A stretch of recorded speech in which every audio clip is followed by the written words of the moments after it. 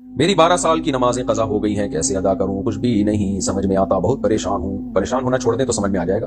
12 سال کی نمازیں ایسے ادا کریں کہ فجر کے ساتھ آپ فجر پڑھ لیا کریں 2 فرض۔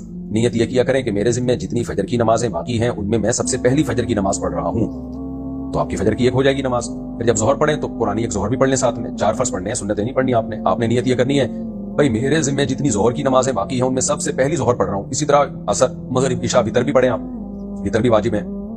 من لم یوتر فلیس منا، حدیث میں آتا ہے جو وتر نہیں پڑھتا ہم میں سے نہیں ہے۔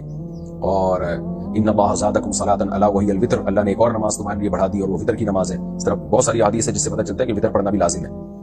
تو پھر اگلے دن فجر میں آپ نے یہی نیت کرنی ہے میرے ذمہ جتنی فجر کی نمازیں باقی ہیں ان میں سب سے پہلی فجر پڑھ رہا ہوں، کیونکہ ذمے میں تو اب وہ جو پڑھ چکے ہیں وہ تو رہی نہیں نا، تو اب جو ذمے میں باقی ہیں ان میں اب یہ والی سب سے پہلی ہوگی۔ اور ڈائری میں لکھیں بھی 12 سال میں جتنی فجر بنتی ہے ان کی تعداد لکھ لیں، ظہر بنتی ہے ان کی جو فجر ہوتی چلی جائے اس کو کاٹتے چلے جائیں، کیونکہ یہ یادداشت پہ نہ رکھیں، لکھیں۔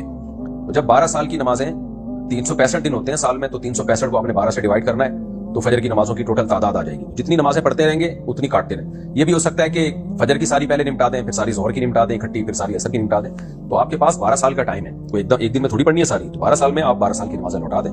اللہ آپ کو ہمت دے اور اس توبہ پہ قائم رہنے کی اللہ آپ کو توفیق عطا فرمائے۔